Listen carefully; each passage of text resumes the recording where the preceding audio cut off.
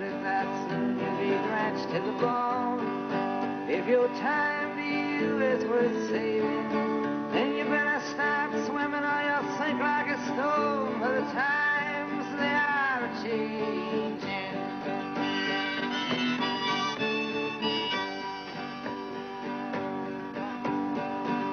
Some writers and critics, you prophesize with your pen, and keep your eyes wide, the chance won't come again. And don't speak too soon, for the wheel's still in spin, and there's no telling who that it's naming. For the loser now will be later to win, for the times they are changing. Some senators, congressmen, please heed the call. Don't stand in the doorway, don't block up the hall, for he that gets hurt will be he who is stalled. For the battle outside raging will soon shake your windows and rattle your walls, for the times they are a-changing.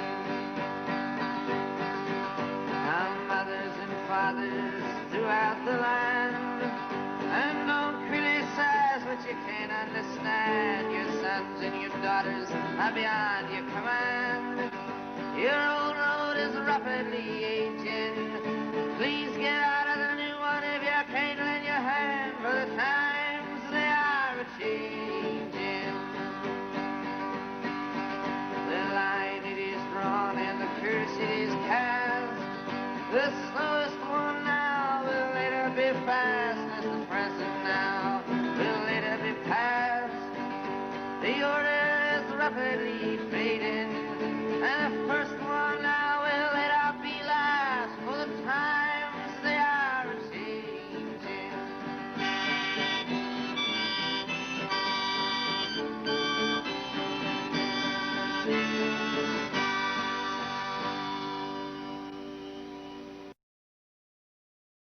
Rust. Hello, everybody. Welcome to the show.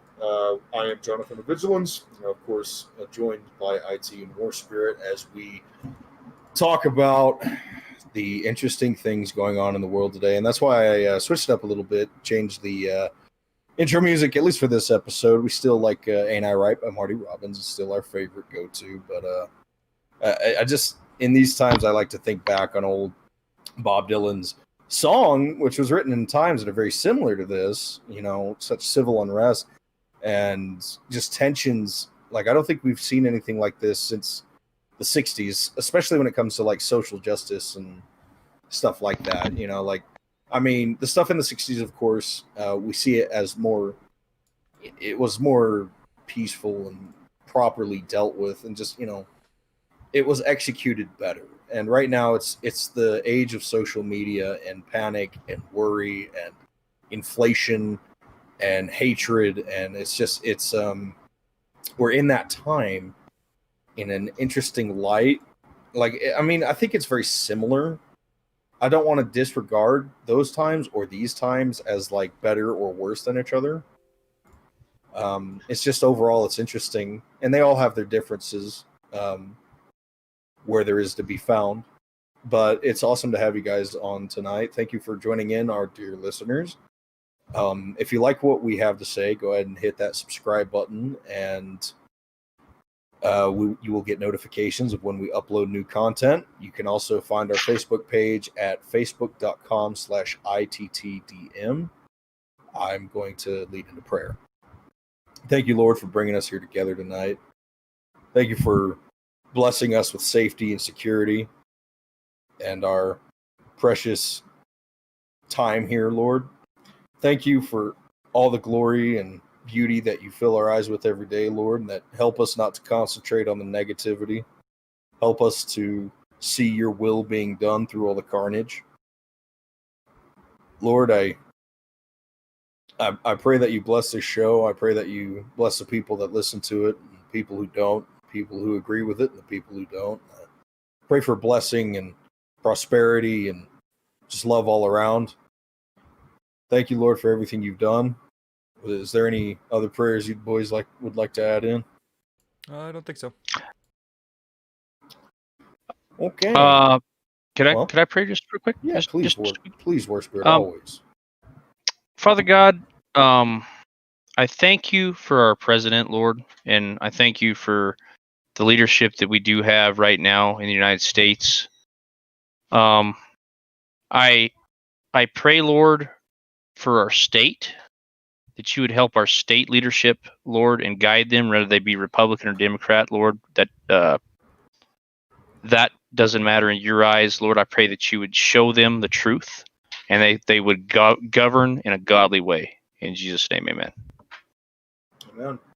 So we open up into, I would say, the local activity. So local news, Three Rivers Brewery is still dealing with the whole road construction deal. It's kind of rough, as you can tell. This town is being ripped up by road construction and maintenance and everything in between with what we believe is, I guess, necessary. I don't know.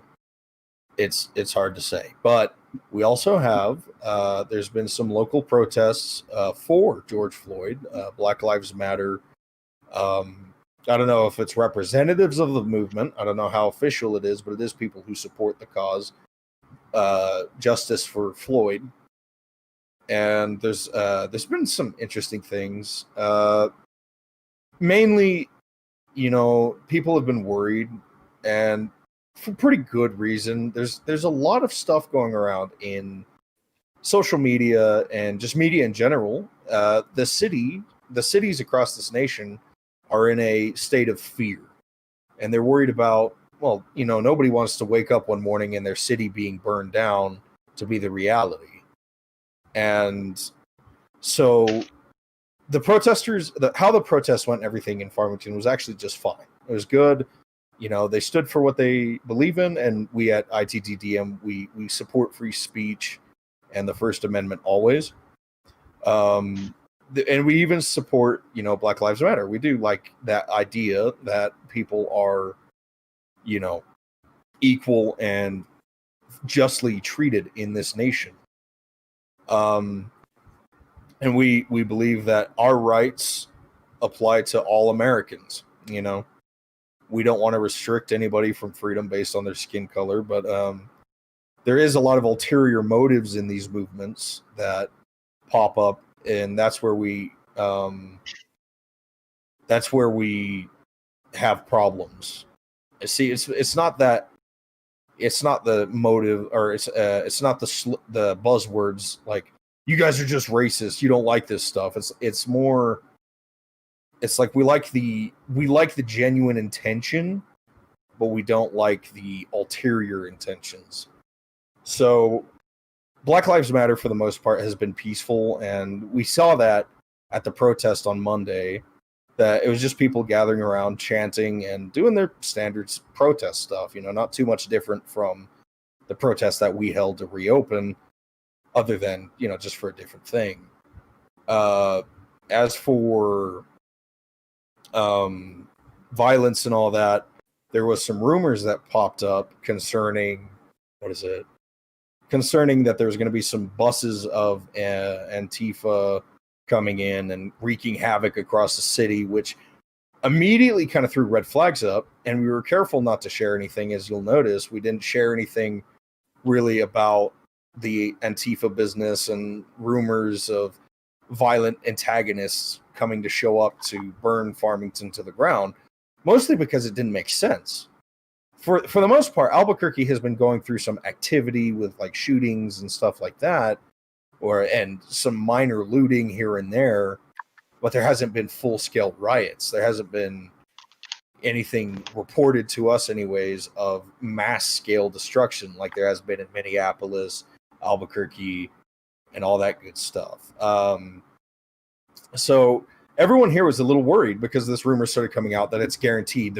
There's Greyhound buses. They're coming. Everyone batter the hatches and, lock your kids up in a safe and, prepare because Antifa's coming to destroy the city. Which, me and War Spirit, we got together and we're like, that doesn't add up, because it would have happened in Albuquerque beforehand. And we found out, through the peaceful protests, that of course was nonsense. So it's a bit interesting, and there's a lot of worries and stuff that go into why was someone spouting that? Why did someone do that? And that goes into, we've talked about it, it's just attention-seeking Farmingtonians and stuff in general. They've done it with Sasha Krause when she got kidnapped. They did it with Aztec shooting, and they just make stuff up in some kind of weird seek for attention or something. Mm-hmm. And it doesn't make sense. So that's kind of where it's been standing as like, guys, stop it. But also, it's not bad to be prepared in case of something, if it did happen, right? And so I'm all for preparation and being on watch, because there is some people who have gone and they watch to make sure that peace has come about. Like police were all around. They were excellent in dealing with the situation, because they weren't sure. They weren't sure if these riots are true, but Right. they knew it was going on.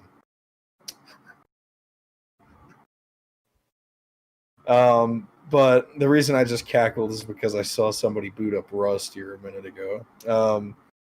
But also, do we got any photos of anything kind of like pertaining to local stuff? I don't think we did. I know we didn't catch any. The only thing we really have is just protest pictures from the first lockdown protest. Yeah, that's not really related. Yeah.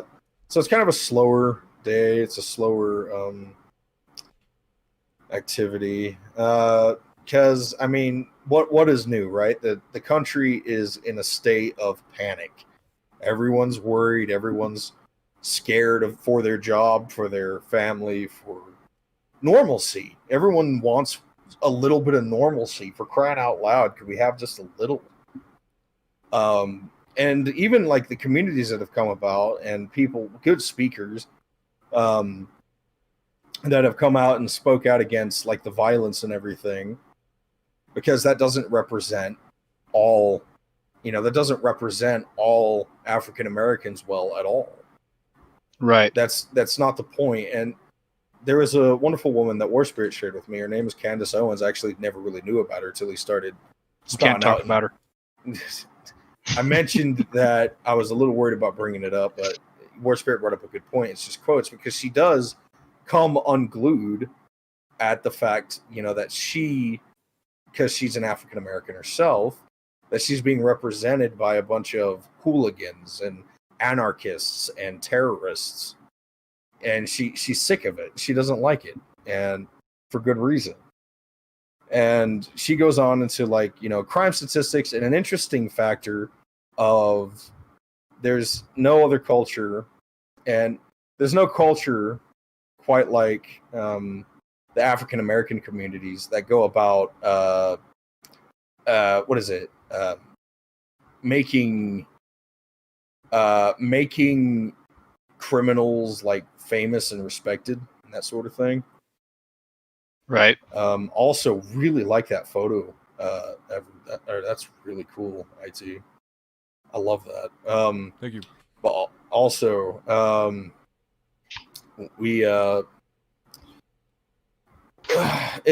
Candace Owens brought up some really good points. It's it's a cultural thing, and she kind of went unloaded on her own race, which is fine because it's not really my business. The reason I was a little worried about bringing it up is because I don't want to appear as, the white guy talking down about what those people do. You know what I mean? And it kind of just detracts. What do you mean by those people? Right. And it's just, I don't want to come off as, a total asshat and be like, oh yeah, I see, it's fine because a black person said it, so that means I could say it too. That doesn't make any sense. So that isn't so much, but the Candace Owens brings up a lot of good points. It's like, why is George Floyd being memorialized and martyred as some kind of hero? Because, yeah, his history is not a good one. It's not like he was, and I hear that a lot with these criminals that get killed and cause riots.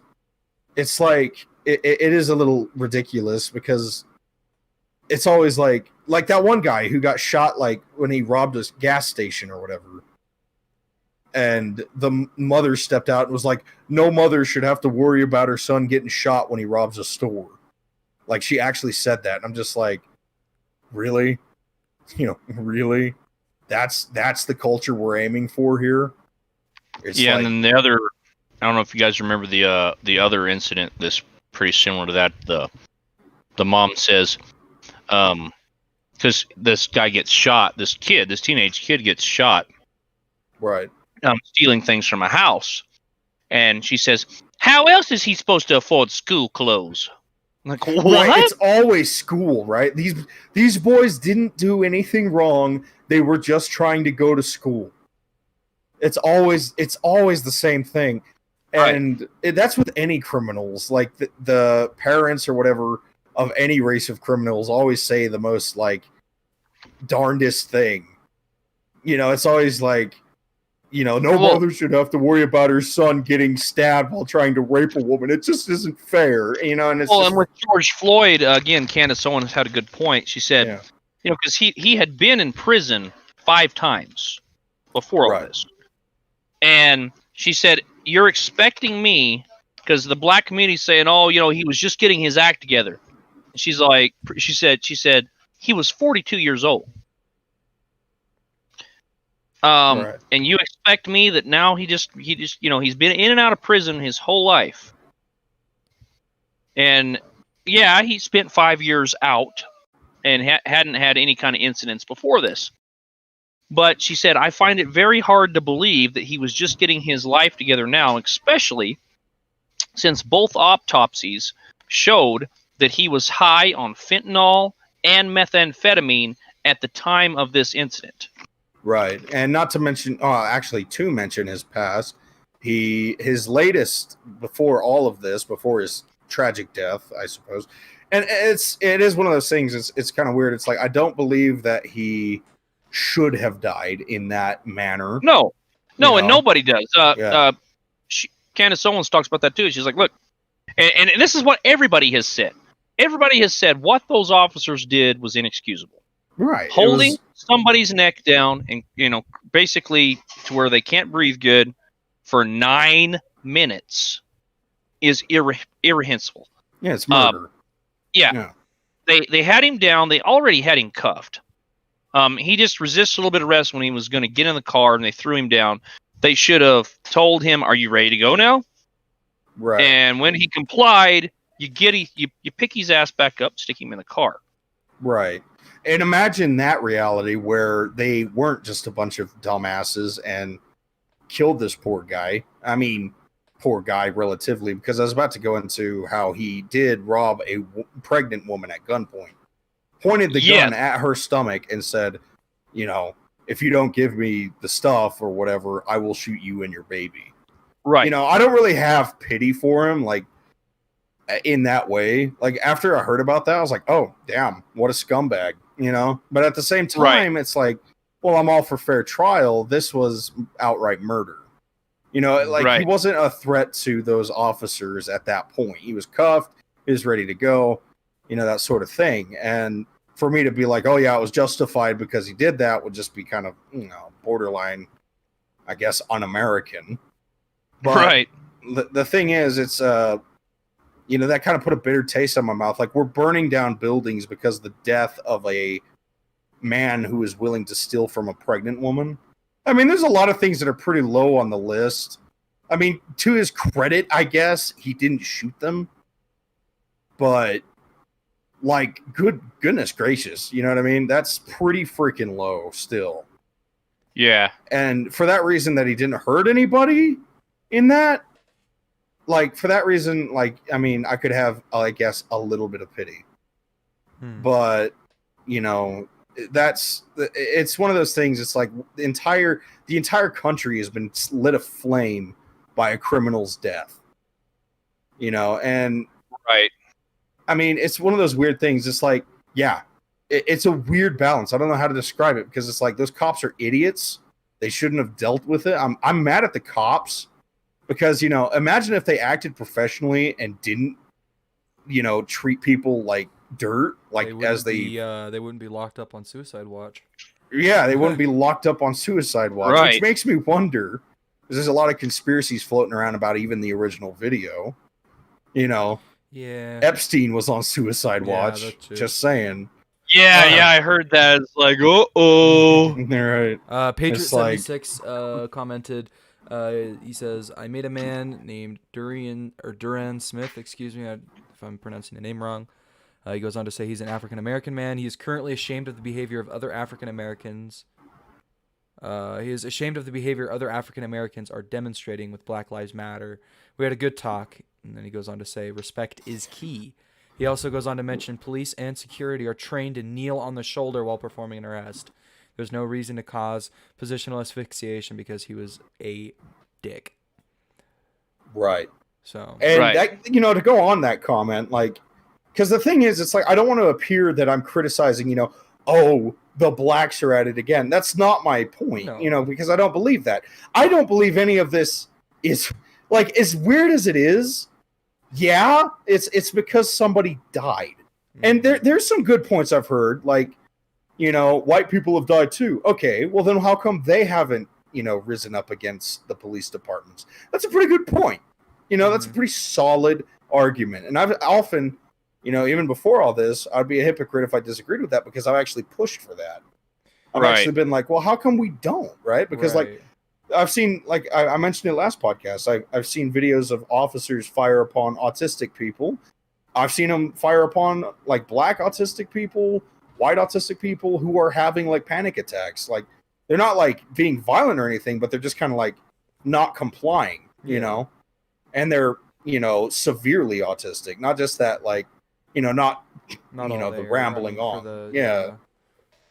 I mean, there was a video I've even seen of I think he was mentally ill somewhat. I mean, the officer, they're trying to rip him out of the car with his seatbelt on, and they end up slamming his neck against the top of the car as they're pulling him out, and they killed him right there.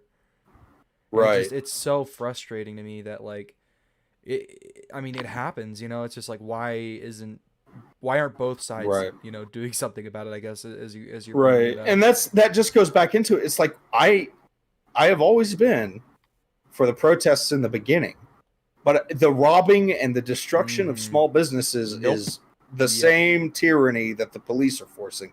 Murdering people for defending their property is the same as an officer killing a man for defending his car. Yeah. Right. It's the same thing. Yeah, and it's asinine. Like beyond the looting, I can get behind the anger over, George Floyd's death. Right. That's what I was about to say. Like, if it would be because you want to know what the Tea Party would be, I guess, because that's a lot of arguments people use. It would be burning down the police department by all means. Right. But they did that eventually. But before they got there, they burned everything in between there and there. Yeah. And to me, that's awful. And not to mention, like, there's a poor woman who was, like, raped to death and left in the car that she was in, and they didn't find her till the morning after the riots, and that sort of thing. It's like, oh, it's okay because she was white. I'm like, no. If that were, it's a double standard that's really frustrating. Yeah. It's like if this were, any person a shade darker than, Caucasian, then, the entire country would be in meltdown. And I'm sitting here like, it's a double standard. It's like we should uphold justice for both sides no matter what. Yeah, that's the thing. It's common sense.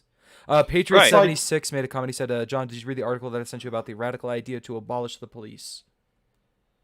I saw it, and the thing is, a lot of the times I'm driving, and then when I get home on Fridays and that sort of thing, I read an article about it, and I saw some stuff, and it's it's the typical, like, they're trying to fish for something because people have been asking them, like, well, the officers haven't been dealt with. Why are you still rioting?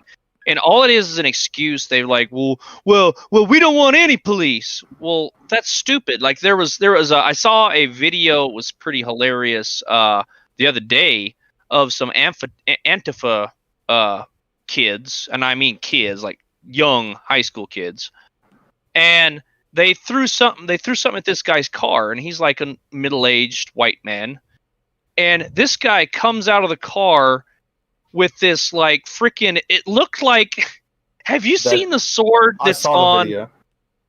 Okay, It looks like a very short, like the Halo sword. that's what I was trying to. Yeah, yeah. It It looks looks like a like very short that. one. Yeah, it looks like a short version of the Halo sword.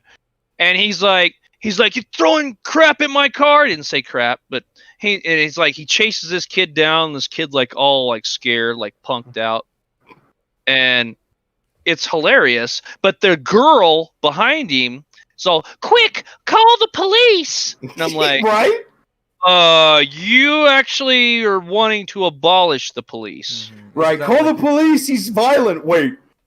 So the people that you hate and are saying you want to disband, you want to call when you feel threatened. Mm-hmm. Right, and that's a fact of the matter. It's like it's when reality hits, you see a lot of people change their views, which I was disappointed.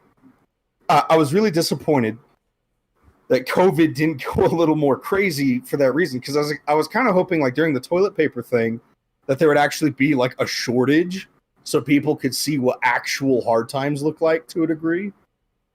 Because once you start getting into that, it's like, oh wait, this is real life. I can't just bully people or they get mad. Whoa, no, call the police. Right. It's one of those things where it's just like, I would hope that common sense has a revival in this country. Yeah.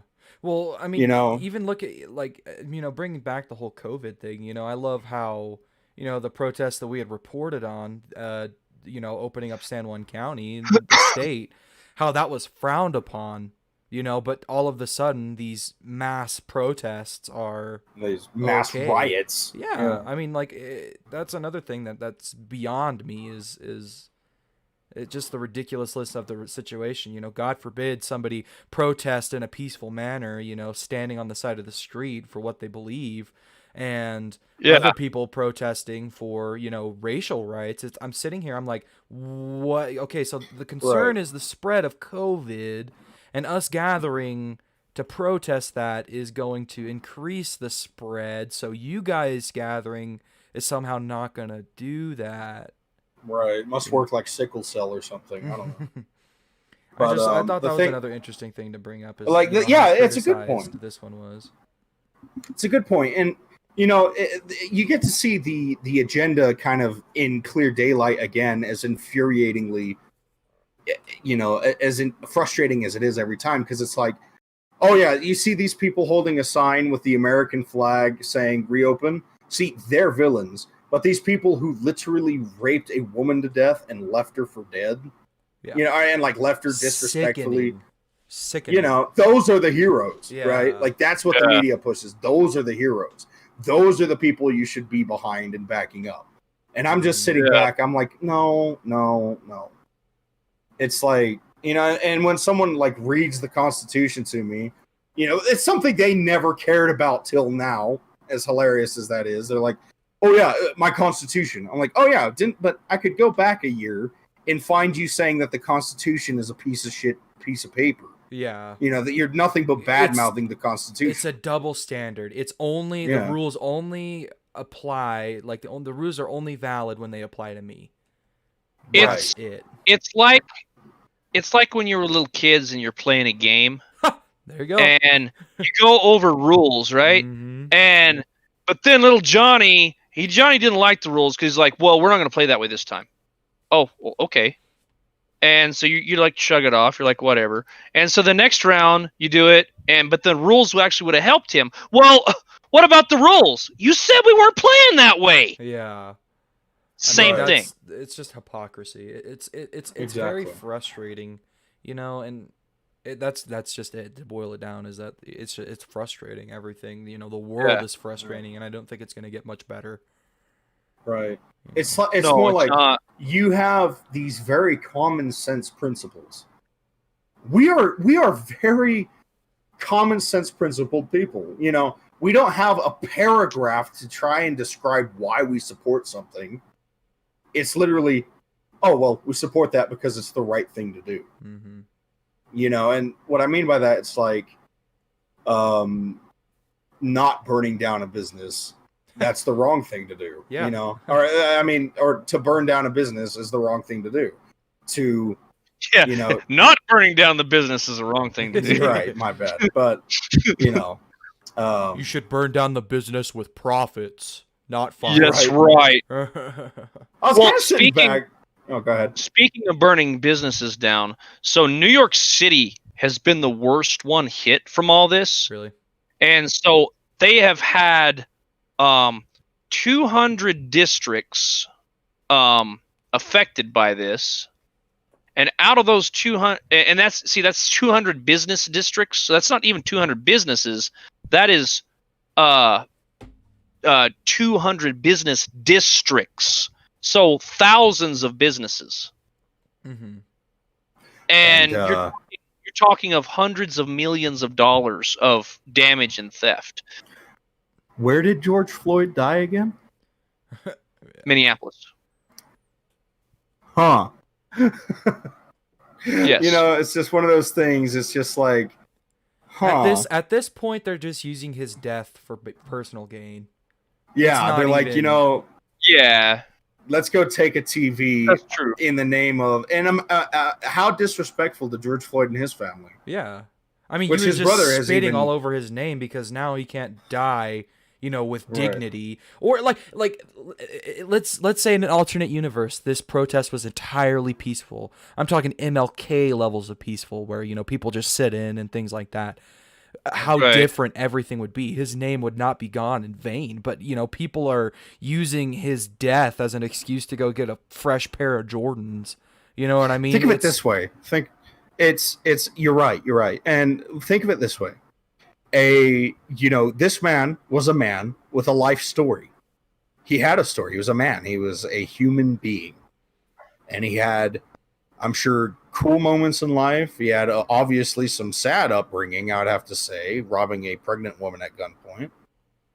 But at the end of the day, he's a man. He's a walking story, as every human being is.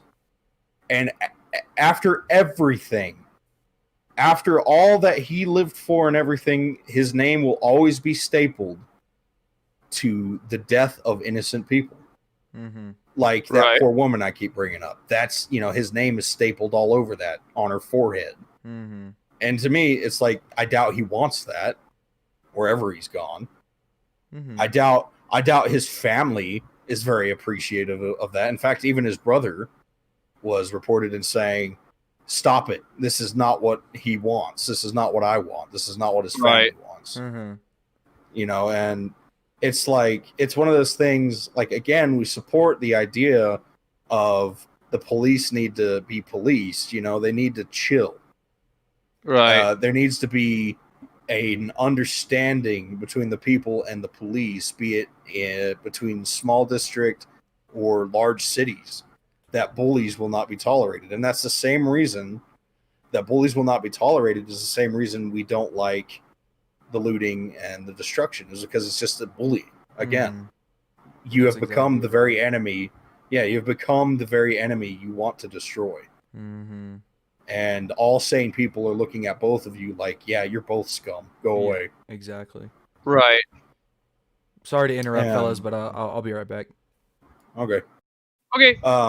And so that kind of goes into, with all this. So going back to the original protests here and how everyone was very panicked.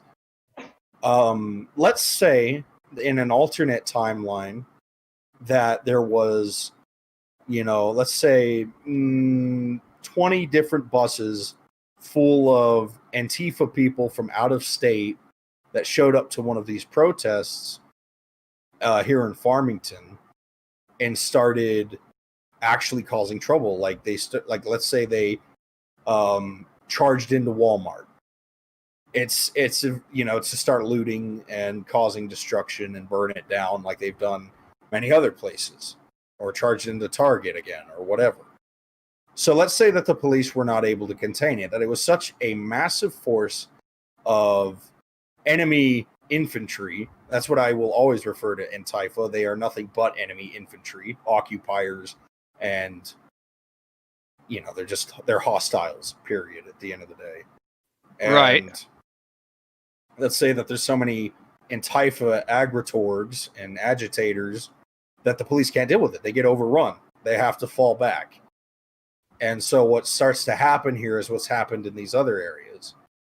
They can't achieve control in the matter of, let's say, immediately. Like, you know, in the first 24 hours, it's chaos in downtown Farmington. You know, it's people running around looting. There's people getting ripped out of their cars and beaten, or, you know, there's just all this other stuff going on. It's havoc.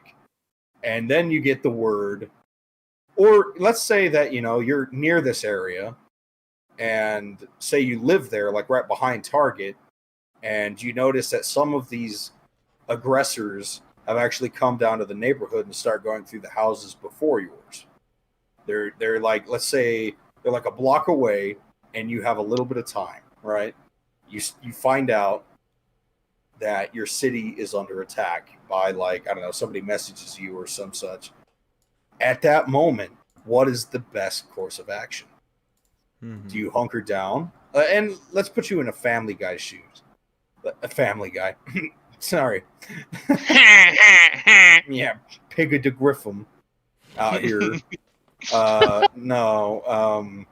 Let's just say you're a family man and you have a wife and one child. Do you hunker down? Bless you. Do you hunker down, grab your gun, and wait in your house for them to come? Or do you do everything you can to make it to your vehicle as soon as possible and make it out of the area? You know what I mean? It's one of those questions. It's like, I believe that you should have this all planned out in case. And this applies also the same for, it's no different than, you know, Red Dawn scenario. A bunch of Russians start landing. You know what I mean? Right. It's or really in other kind of very cases, similar. a virus. Or a virus, zombies, you know. Well, no, I meant like as in a sickness. We were grossly underprepared for this. Right, yeah. Or sickness. Yeah. It's just a general thing. Yeah. That's something I kind of find interesting and amazing about this whole, like, this is being, you know, is called a pandemic and everything, the coronavirus, and it's like, wow, if we really had like something truly, truly deadly happen, it would be horrific. I don't think we would. Yeah, I don't think we would make it through it, because this has affected us horribly, and it's not even that big of a deal. No. Right. Patriot76 commented, anybody hear about the guy who stole a tractor in Aztec and was arrested in Bloomfield? Yes. That was cool. We did hear about that. Kind of harkens back to the what was it? Late 90s, early 2000s Killdozer. I think was that the right timeline. We were joking about that in the chat. There's this individual who I don't know exactly what he was frustrated about, but he basically had taken a bulldozer and welded steel sheets on it to make it somewhat bullet resistant, and basically drove around town breaking buildings and firing at police officers that were trying to stop it. It was so the individual that did this. Yes. The individual that did this, his beef was with the city, and the city officials were trying to rook him out of his property. This is the Killdozer, right? Or is this the correct? Okay. Correct. They had a cement factory that were wanting to expand, and his muffler shop was directly in the way. And so they offered to buy his land from him, and he said no. And so rather than just take no, even though they're like, well, we're offering you more than what it's worth, but the old man, he didn't care. He's like, no, I've had this my whole life. My father owned this. This is mine.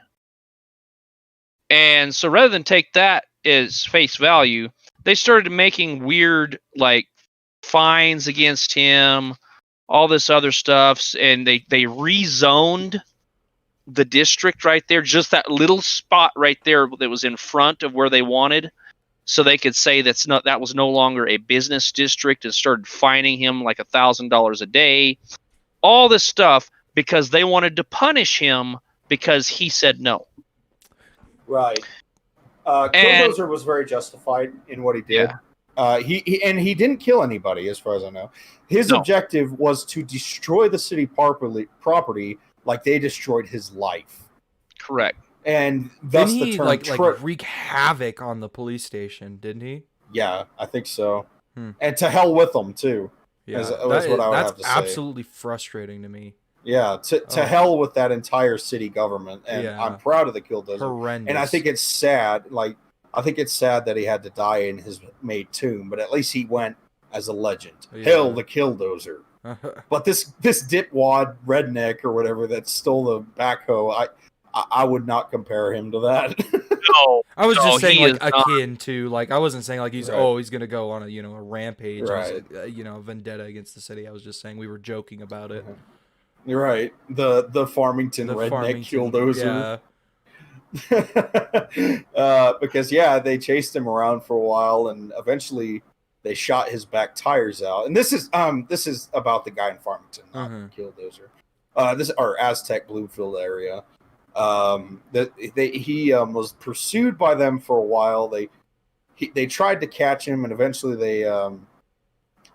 they did by shooting his back tires and stuff and disabling the vehicle. He tried to escape on foot, but that's not really going to work when you have the entire freaking like sheriff's department, and I'm sure some staters and Bloomfield PD out there chasing you. Mm-hmm.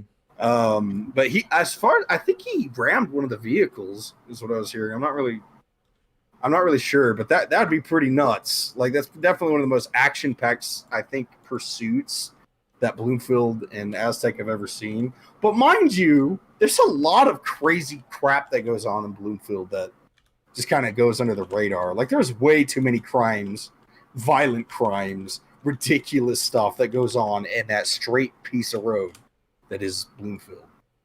I don't understand why. But yeah, that was pretty funny, that backhoe. But on the same thing we were talking about, what would you do if the enemy was at your doorstep? And so I've noticed some funny habits, like, of videos coming from districts in the cities. Like, there's this one dude who's like in his apartment window, and he looks out at the street, and he's recording himself giving the thumbs up to the rioters. And they literally pick up rocks. Yep. Yeah, they throw bricks through his window. I'm on your side. Listen, it is obvious and common knowledge that these people they aren't here for George Floyd. They're here to steal and destroy. They're there to break stuff and cause havoc. And, you mentioned earlier about Albuquerque. And so at the time we checked, they hadn't done anything yet. But the same night that actually Farmington had its protest, Albuquerque had a protest, and it turned sour. Ugly. Really? Yes, very, very much so. So the Albuquerque Journal covered it, and then also different stuff. And I saw some videos. So there was tires and stuff being piled up, and also office furniture from a poor office that was broken into, piled up into the middle of the street and set afire. Wow. There was all kinds of looting, and this has all happened down around Manal area. And so it was pretty devastating. Yeah. Makes me wonder if we could actually start to see some of that spread up here. I mean, doubt. Yeah, I guess we could, but I think the big thing is go for it. Sorry. The issue that they had in Albuquerque is the APD was nowhere to be found. And here, our officers and sheriff's deputies have been real good at like being prepared. Like if something goes down, that they're gonna deal with it. Handle the situation. Yeah, and in fact, on the video, that somebody could even be heard saying that mockingly. Yeah, the cops aren't anywhere around here. Right. I mean, how funny would it be if they were just like, I don't know. I wouldn't put it past APD. They've done some messed up crap sometimes. I mean, it's hard to judge because Albuquerque is Yeah, the homeless guy that got shot. Yeah, that was a little jacked. That was actually a Yeah. lot of jacked. In fact, and it's one of those things, and I don't know where the APD was. Maybe they're spread out because who's to say? I actually, that whole like string. There's been shootings and shit across Albuquerque, like snipers just like shooting out windows and stuff. So they probably are taking that into account. Like I heard there was a bunch of SWAT vehicles driving down Rio Rancho. Was from there? a buddy up Okay. there? And I heard there's all just kinds of like this tension, and the police are trying to figure out like what to do. But again, it goes into it's like that's why we run this show. Is today the day that a bunch of radical communists come to burn your house down? Right. And so like it's one of those things. It's like stop relying on government protection. If anything we've learned from COVID and everything else is that our government is an incompetent. If anything we've learned from George Floyd, right? I would Our say. government Right. is a bunch of incompetent, babbling idiots. Mhm. Incompetent boobs. I think if anything, this entire situation should be a point of learning. Right. Of And I mean, don't get me wrong. Like, go ahead. No, you're fine. I was saying, like, our local PD have actually been very good through all of this, all the way even during COVID. Our PD have been, for the most part, professional. The worst thing I ever heard was a buddy of mine said that like he was interrogated to put on his mask while he was walking by a baseball park, but they went away eventually. IPD?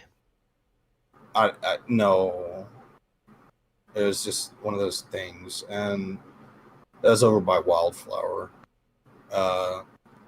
and so it's one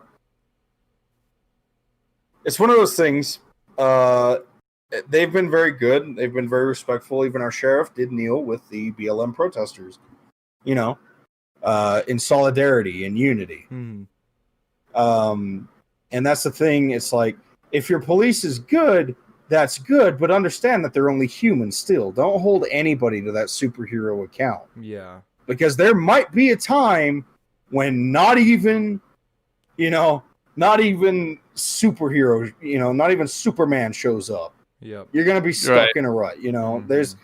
and that's what we're getting at. And, to quote my last podcast quote, which I almost want to make like a staple mark, was if the government is smart, they're not good.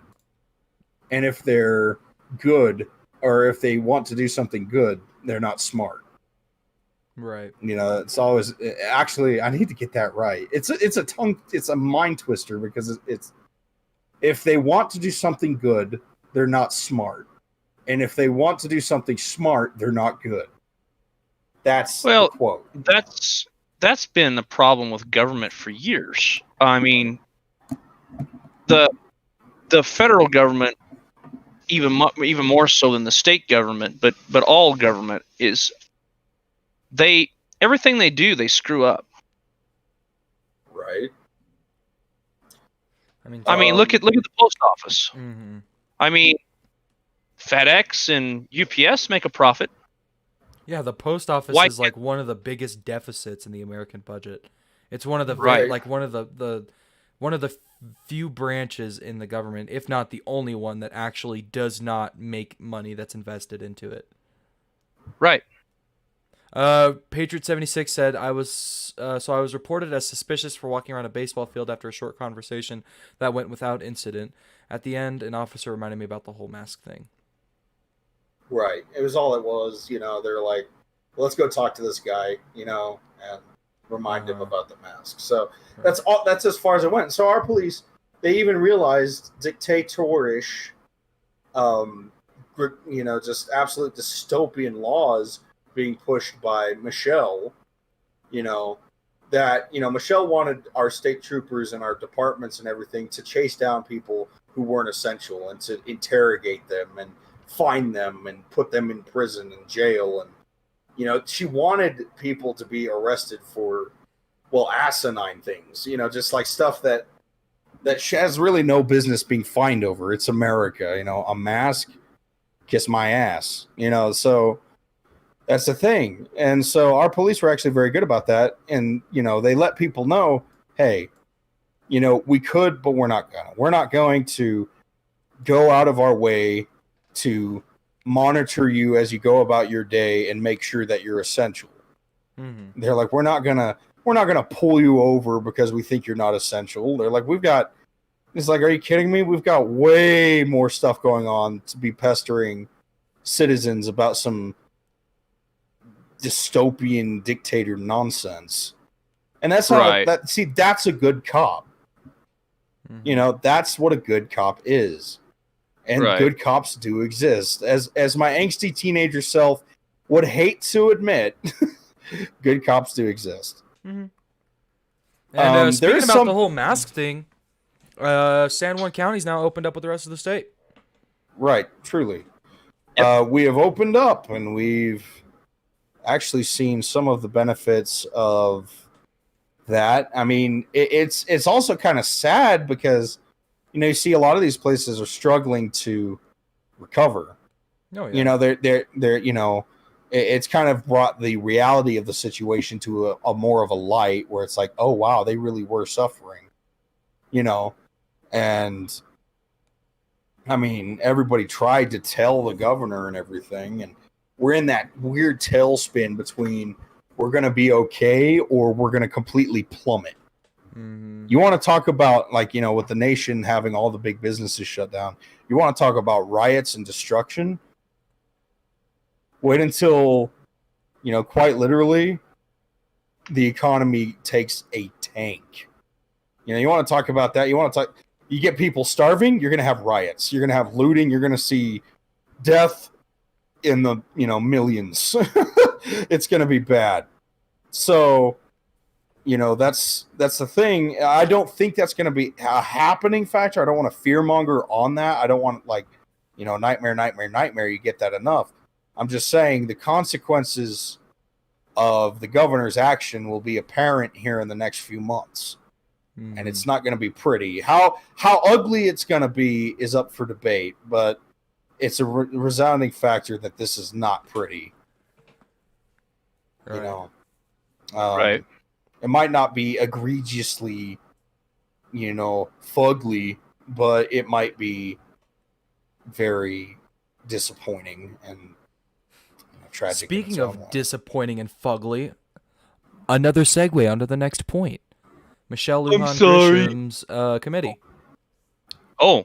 Yeah. Okay. But you're just talking about me. Oh, no. That's a segue onto our next point. Yes, it is. Very good. Why don't you tell us a little bit about that, War Spirit? That was very rude. Okay. So, Michelle Lujan Grisham, she has taken it upon herself to make a committee. And you know what kind of the committee that is, boys? What is that? That committee is a committee against racial injustice. The first thing, that came to my mind when I heard that was, how do you define racial injustice, right? It's like, at what point is, me not even instigating a fight, but defending myself, say, in a fight as a Caucasian male against somebody who, as I said before, is, a tint darker than Caucasian. At that point, am I committing a hate crime?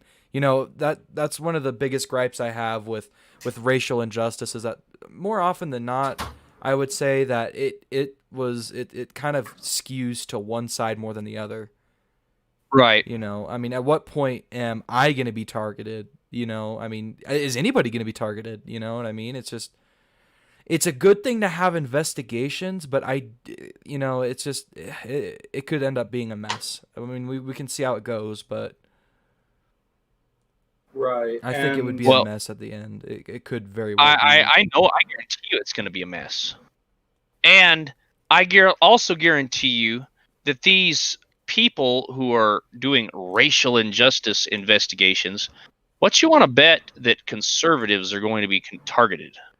Oh yeah, that's just how it works. So we already know that there's a lot of stuff like shoplifting up here in Farmington is hellaciously bad. Mm-hmm. Like, it's really bad. Go for a walk, right? Go for a walk to a gas station. This actually happened to me. I walked up to the gas station, the Speedway, and a dude walked in, knocked a bunch of peanuts on the floor, grabbed like 12 peanut bags and some Pringles, ran out the door, and was just booking it down the street. Right. And I was just like, huh. And yeah, it was a native individual. I mean, that doesn't really apply to anything, but it's like, it's one of those things like, you know, the woman who was running the cash register, of course, was all grieved up about it. And she ran out after him and was screaming and hollering while 911 was on the phone. I don't know if 911 was necessary, but, you know, that someone stole peanuts and chips. But at the same time, it's like one of those things where it's like, so they bring this guy in and they ask what she saw and everything. And she's like, well, he came in and he stole a bunch of stuff. And this guy's, say he's a bit of a cunning dick. And he's like, oh, well, I'm just being racially targeted because she's white, like, because she was a white woman. And I'm Navajo, and to me, it's like, really? It could go down the same way as, red flag gun laws. It could just be a big witch hunt. It could just be a big witch hunt. That's the biggest thing that I'm concerned about is whenever I hear something like this that's supposed to, be a huge big solution to this apparently, overwhelming problem, I tend to get worried. Right. Right. Because, it immediately brings up a thing where it's like, am I free to do as I please in this country? Right. Well, am I free to, stand up for what's, right? I mean, theft, black, white, purple, yellow, it's not right. I'm pretty sure people can unanimously agree. Right. But, I mean, what if I were to not even so much stop him, but, I stop him. I mean, like, hey, that's not right. Put that back. You know what I mean? Would I be, accused of, having racial motives against that? It's just, I just don't think it's going to turn out okay. It gives tickets to people of a minority to commit crimes. Mm-hmm. And get away with it under the sake of, well, my skin color is different, so I have. You want to talk about privilege? Yeah, I mean that's the irony. Because I doubt that racial I doubt that racial committee is going to raise an eyebrow when someone white is, targeted. Yeah. I bet they'll be like, well, see, you can't be targeted because you're white. And it's like, wait, what? That's obviously because of your WP card. Right. Yeah, your so WP. That's to say, well, here's your privilege here, you say you're a minority and that anybody who accuses you of stealing or whatever is racist, then shabam, shaboom, you're good to go. Well, let's flip the roles. What if we created a racial, a committee, I mean, such as this, that it specifically, all Caucasian individuals are free, and it's a racial motive. If Caucasian individuals can claim it a racial motive if, say, a Hispanic man stopped them from doing crime. You know what I mean? It's just not fair. That's the thing, is it's not just. Right. I'm going to stop us right real quick. There's a couple comments. R Unicorn R said, God doesn't need to destroy us. We will destroy ourselves, feels like. He also goes on, or they go on to comment, anything you say these days is racist or will offend somebody. Right. And that's, it's very true. The biggest thing, me growing up in such an interesting time is I've noticed that you can never please, you just can never please everybody. No matter what, I mean, conservative, liberal, what have you. You are somehow going to find a way to just tip somebody over the edge. Right, and it's very volatile in these days because of like social media and that sort of thing. Because it's everybody, conservatives, liberal, it doesn't matter. I mean, you're spot on. You say anything these days, it's considered racist or it's in the same way. It's somebody. like you'd speak up against like Obama back when Obama was a thing. It's like, oh well, you're a Nazi. And like if you speak up against like even as like conservative or whatever, if you have a criticism of Trump, it's like yep. You're considered a Russian spy. It's like, what? You know what I mean? It's considered like a communist subhuman. yeah, It's like, whoa. yeah. It's devoid. It's slowly devolving into the decay of free thought. You know what I mean? It's absolutely tragic. Everybody getting ready to jump the gun on things like that, and it's really sad. It for also both is sides. because like social media has brought everything so close to home. Mm-hmm. So it's like, you hear about this Antifa terrorist group. You hear about Minneapolis. You hear about this individual named George Floyd. I mean, it spreads like wildfire. And you're immediately worried. It's like, is my police going to do that to me? And you start like applying all these things far off lands to yourself in your own home. And slowly your world gets so small and shut in and scary and terrifying. Because, and that's the thing. It's like, right or left, it's a fear culture. We're humans of fear and fright, and we're so bound and determined to be afraid. And if anybody tells us we should have no reason to be afraid, well, then obviously they're on the other team and should be crucified swiftly. And it's one of those things, like, don't get me wrong, you have to stand up for things. You have to stand up. You have to say, no, we're not going to support, Marxist rioters who want to kill people, and we're not going to support officers who want to kill people indignantly either.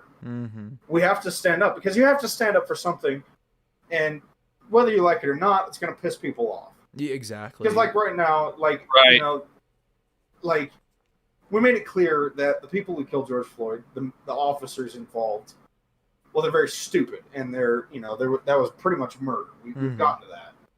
And if you say that on a conservative board, woo golly. Yeah, good luck getting out of that one alive. Yeah. Right, at the same time, if you mention George Floyd's past of robbing pregnant women at gunpoint, and then you have the liberal on crowd. a liberal board, yeah. It's just, again, or you mention like, the looting. I mean, even on say a liberal side, it's just it's one of those things that it's so hard. Yeah, I'm pretty sure all of us have even found ourselves in that area where it's so hard to just be indifferent. You know what I mean? It's so hard to be indifferent. Right. It's so hard to like, just stand up for the common, like, yeah, that was wrong. Because like every movement that's like, that stands up for something good and just, then they start going and doing stuff that no sane person should support. Right. And it is frustrating. And slowly, again, your base gets smaller and smaller until it's just you and a couple of other people who are like, at the end of the day, it's like, well, I guess all I should do is worry about battering my hatches and leave the rest of the world to go to, heck in a handbasket. Yeah, heck in a Jesus. We got a few. Soup. We got a few comments. R Unicorn R said, "We cannot be blamed for what our ancestors did. We are completely different people." Patriot 76 went along. He said, "Agreed. This is a different time." I'm assuming what we were talking about. The times changing. Our Unicorn R went on to say, "It can cause the weak to hurt themselves. I found out that my nephew's best friend just committed suicide tonight. Anything we say can hurt somebody." I'm really sorry to hear that, Our Unicorn R. Yeah, I'm really sorry. Yeah, that's terrible. Awful, man. I'm sorry. We'll be praying for you, man. Definitely. Well, how about we go ahead and do that? Let's do that right now. Yes. Let's do that. Lord, I offer up Our Unicorn's family tonight to you, Lord. I pray for his nephew and affected family members of the suicide. I pray that you comfort them in this very hard moment, Lord. I pray for peace, and I pray for comfort, Lord. That is such an awful thing to hear about. And amongst the world and everything that's going on, Lord, I lift this one family up to you. In Jesus' name, bring peace. Amen. Amen. That's very awful tragic. to hear, man. I'm sorry to hear. Yeah, that's amongst awful. everything going on in the world, I hope you find peace. And it's that's another thing that's discouraging too, is on to suicide rates. I mean, just the amount of people that are even hurting themselves. I mean, you see, I don't know the correct term for it, psychologically, but hurting themselves as a means of venting. You know what I mean? I mean, you've seen cases of suicide and that specific, malediction rise, and it's absolutely tragic. It breaks my heart. I mean, there's a death culture that surrounds us, Mm-hmm. and it's it's taken some of people that I care about as well, and Mm-hmm. even at times there's been times I stare at the bottom of the liquor bottle and I really ponder, is this trouble worth dealing with? Right. It's human incarnate. Yeah. We're all philosophers. Yeah. And it's one of those things where stay strong through it all and keep pushing, and Yeah. it's one of those things that I personally believe that you really do need God's help for sometimes. Mm-hmm. Because if you're really smart and you get knowledge, it's a burden. All knowledge is a burden. Yeah, no kidding. And Ignorance is bliss. it's one of those things. And so society is in a very sad spot right now. And with all respect due to the individual we've lost tonight and everything like that, it's important that we remember to stay strong in these hard times. For that example, for them, and in their memory, stay strong. Yeah.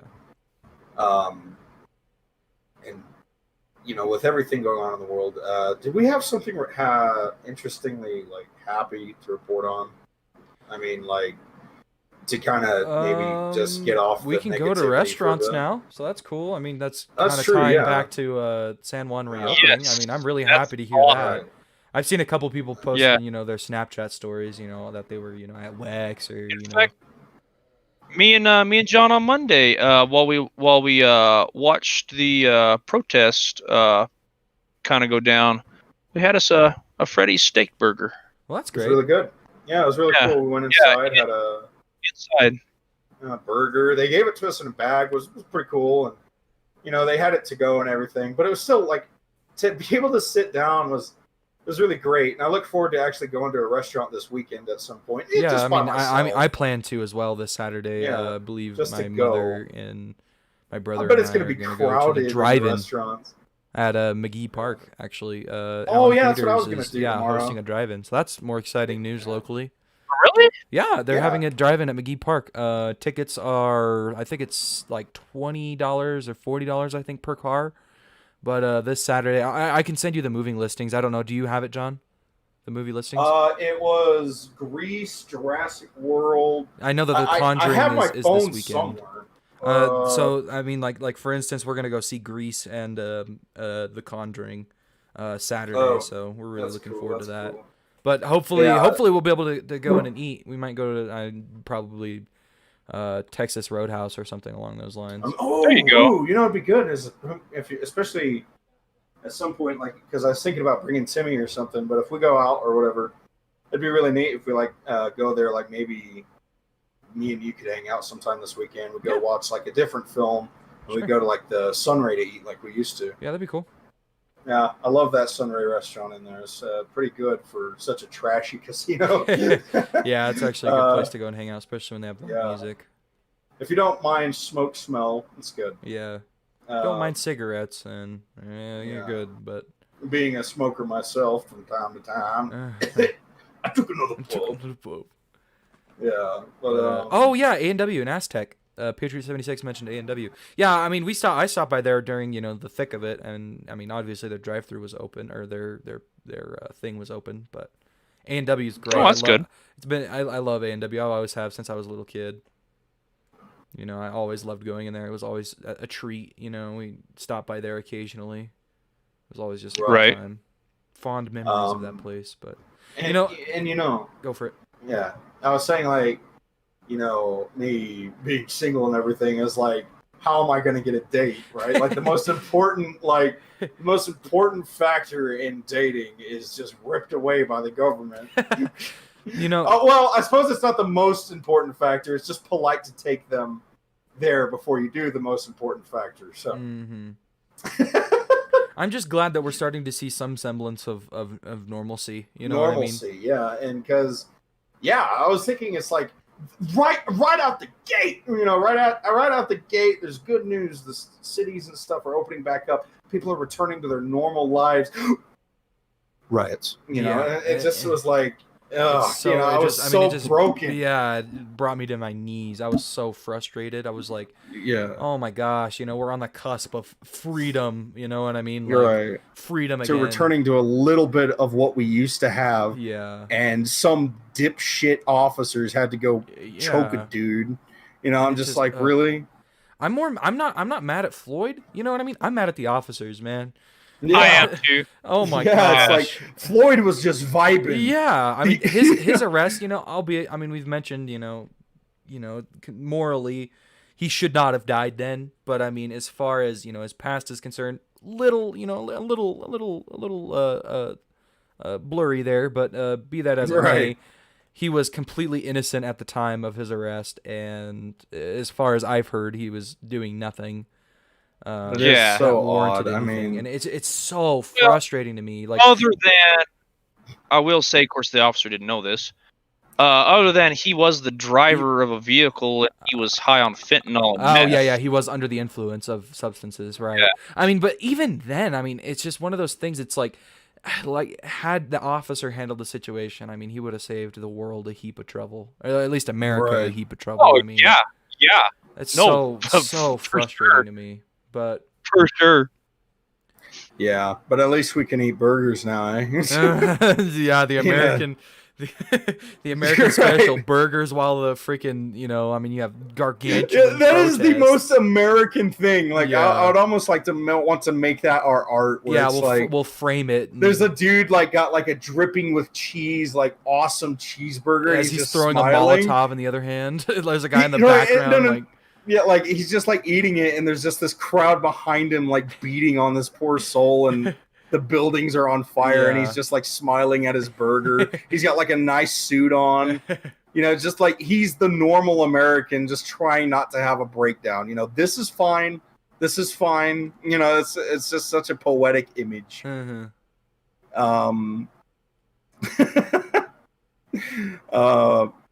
Do we have any new comments there? As of right now, Grease is a good movie, is what our Unicorn Art commented. He replied with a sick emoji symbol. I'm not exactly sure what that was in context to. I mean, the stream delay, I'm terribly sorry. There isn't much I can do about that. Right. And then Patriot76 just commented, the car was literally 2 feet away. They could have just stuffed him into the back. Also, the other officers involved were charged as well. Right, exactly. They've all been dealt with. I mean, as my family member even said to me, a really good analogy. These rioters and these a lot of these protesters, not so much the protesters, because protesters are for change. Rioters are for chaos. And so, what a lot of these rioters are like chanting as they burn down these buildings is like, "I'm hungry," and the government and the world is responding, "Well, what do you want to eat?" And they just interrupt you. "I'm hungry." Right. Well, what do you want to eat? "I'm hungry," and it doesn't go anywhere. Yeah. And at the end, you just have these brats running around screaming for nothing. And I mean, but at the same time, like, I do believe there should be a major reform in how police deal with stuff. Not in the sense of disarming them, like, Britain's cuck police, but that's a little excessive, to the degree of like, there really needs to be more of a mental check of who they let into police departments.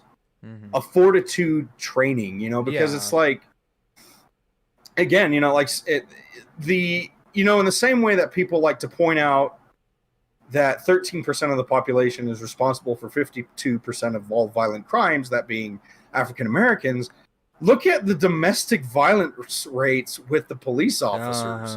That's another statistic that surprised me.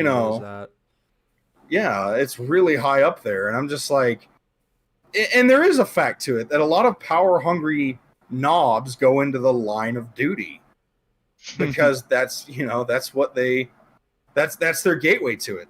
That's their power high.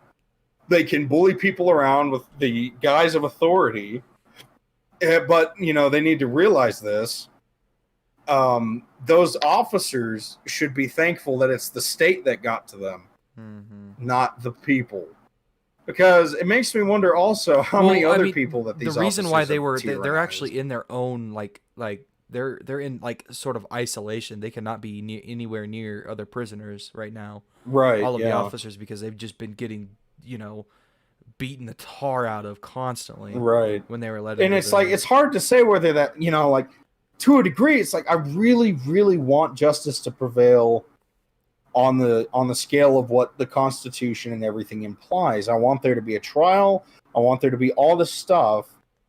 But, at that same time, it's like, well, there's a reason to be angry. And, maybe the best way to handle it, I don't know, would be to just give up the officers, send them in the streets. But that's awful because I'm sure he has a family. That would be a really terrible way to go.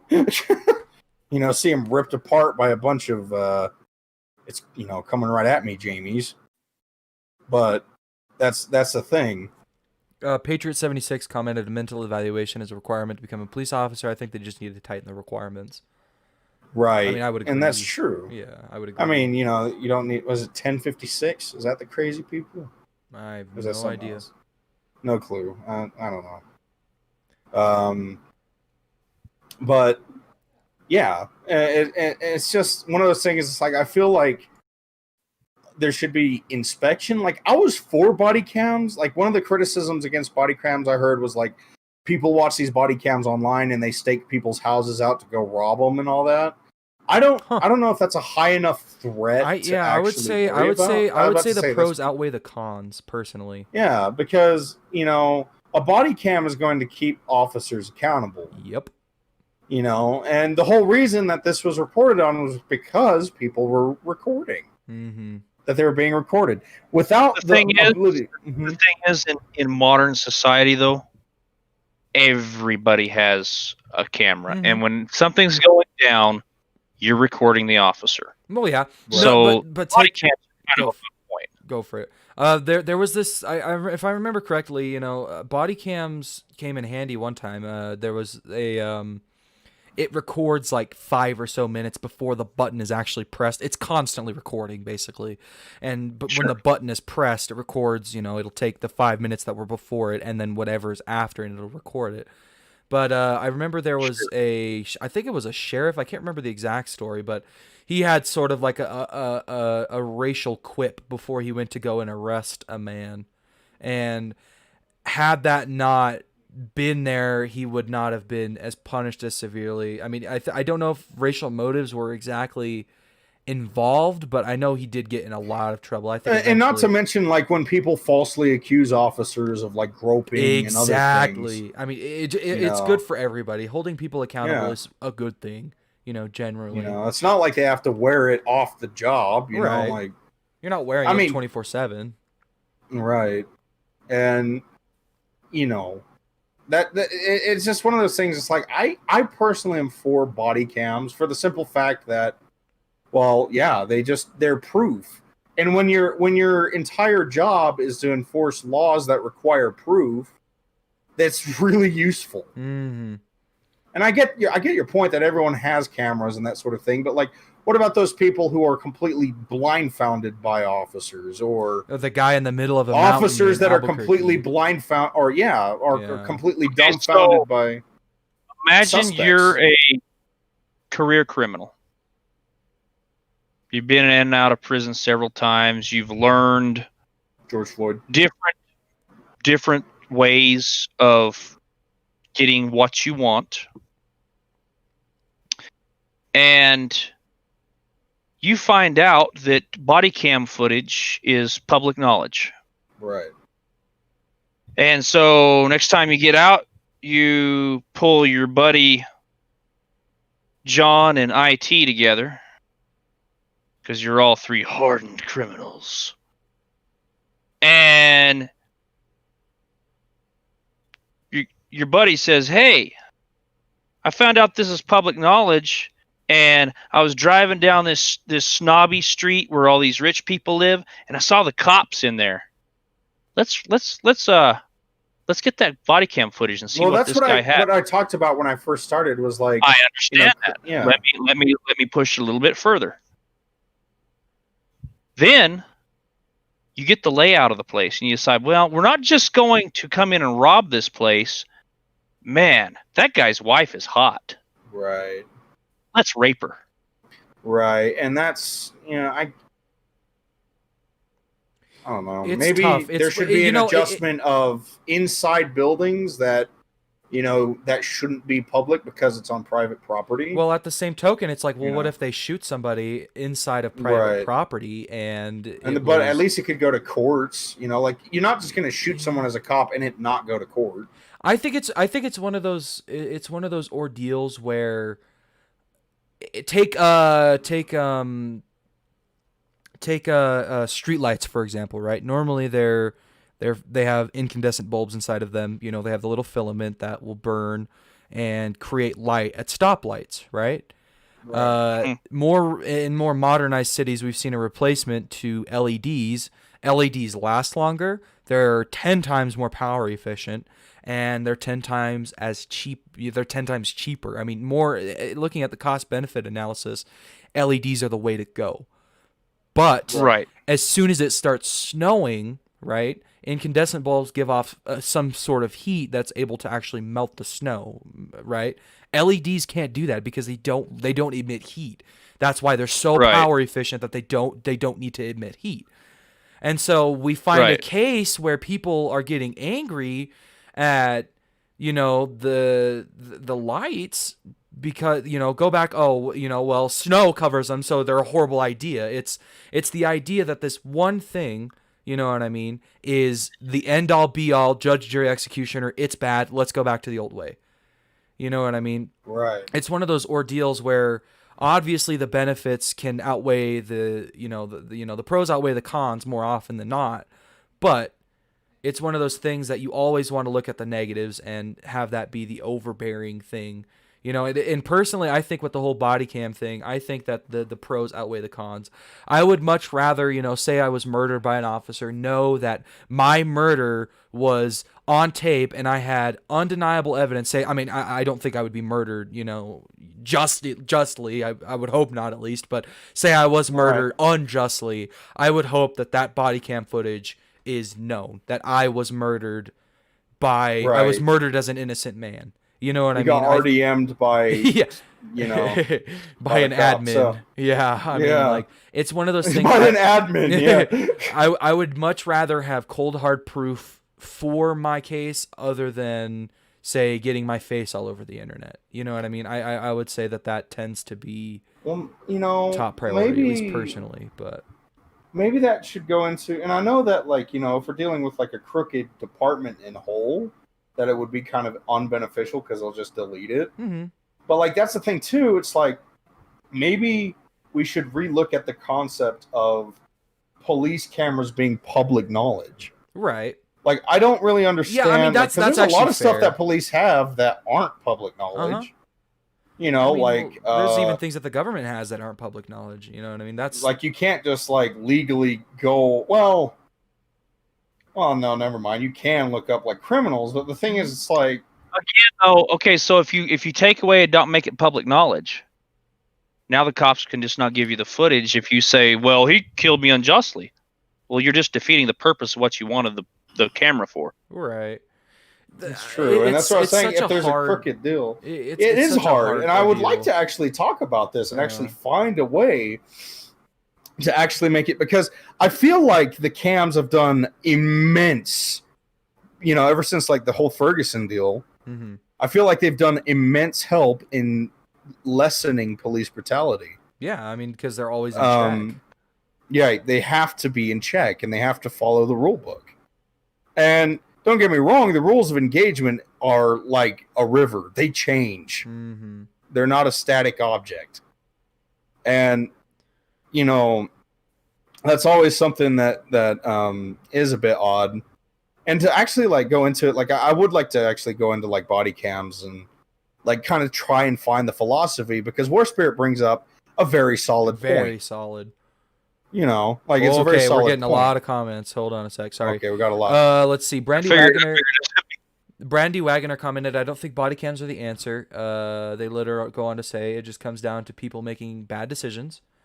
Patriot76 commented, it's not completely an evidence problem, it's an accountability issue. Our Unicorn R commented, officers are held to higher standards, and yes, body cams shouldn't be the answer because the officer should be a good officer to start with. Right. That's those, true. I mean, those are all very valid None of our arguments. sheriff deputies have body cams. None of them, yeah. And it's Shane. I used to agree with what you guys said, and Right. Shane brought these issues up to me because Shane Ferrari actually came to our church and gave us a security training, and I asked him that question because I noticed that FPD had body cams. Mhm. Sheriff's deputies didn't, and I said, "Is it because of funding or what?" And he said, "No." He said, "It's unconstitutional. I've met some. Go ahead. You are breaking everyone's Fifth Amendment right the minute you walk through their door with that camera." Not Fifth Amendment, be the 10th Amendment, yeah. You're breaking their amendment rights with that because of unlawful search and seizures, and you're letting everybody know what you have. And then also he went in with the robbing and the possible, home invasion, all this. The criminal gets the layout of your home. That's true. Yeah. And sheriff, is the definition of a good cop. He's Definitely an awesome dude. And it's one of those things where, don't get me wrong, I've seen some crooked freaking FNPD though. Yeah, here in Farmington, but hopefully they weed out. Yeah. But the thing is, like, Aztec, hello, Potly calling the kettle black. Aztec's got some crooked suckers working in there, but yeah, nothing, and I guess, that's one of the things I'm willing to budge on. But on that topic, I like that one point quite a lot. Body cams aren't the answer. Officers should be good enough not to need them, basically, is what that point was saying. And yeah, that's good. The main reason I supported body cams, though, was actually pro-officer originally. It was for that reason of, like, oh, this woman I arrested said I groped her and stuff, but I didn't, Mm-hmm. And, like, I feel like that is a good pro, and that it's a very odd philosophical and, like, constitutional barrier, because even, as you said, Sheriff had some good points. Fantastic. And points. it's a hard until we figure it out. Maybe just I guess get rid of them, but also get into making dang sure that the officers can be held accountable without cameras. Right. Also, it does put another financial burden upon departments that in some departments can't afford it. Also, is another point he brought up is all these people. Once you start getting body cams, there's a flood of people that start to say, "Well, I want this, I want this, I want this footage, I want that footage." Well, you have to go through as a department all that footage, so you have to have 2 or 3 people full time in editing and stuff. Not editing, taking stuff away, but what I'm saying is dealing with all that footage, blurring, and being able to give those out to the public. Mm-hmm. So you basically gain 3 full-time jobs. Right. It's And some helping the job market. Can't afford that. I'm sorry. What did you say, John? I said it's helping the job market. Then I'm joking. Government jobs are a strain on taxes, so I'm all against that. So by all means, lower taxes by any means necessary. Right. Our Unicorn R commented. They said, and they should ease up on credit checks. People make mistakes when they're young. They literally go on to say, just because you had it rough financially doesn't mean that your integrity is going to be any less valid. And they later go on to say, seriously go for it? Call me ignorant, but has there actually been like people who are like, oh, see, their credit's bad, so they're untrustworthy? Like, I feel like that shouldn't even be brought up in a court case. I think it's a societal comment. I'm not entirely sure. I think it's just a societal comment. Like, yeah, it is a bit odd America because, like, in general. Yeah, I mean, and I've never been one to judge people by their credit because some people just have a really bad run of luck. I mean, don't get me wrong, it could be a solid way to be like, maybe I shouldn't trust this guy with, like, selling him something, but on that same token, yeah, like... I know that nowadays, unfortunately, and it's kind of weird, some jobs actually even check your credits. Check your credit score, like, before they'll hire you. That's really weird. Dystopian. That's interesting. It's like... I mean, dystopian in a weird way. I mean, the employer's allowed to check whatever they want. I volunteered for a while for the county with what was called San Juan County MCOM. That's emergency communications through like ham radio operators and stuff, because I am a ham.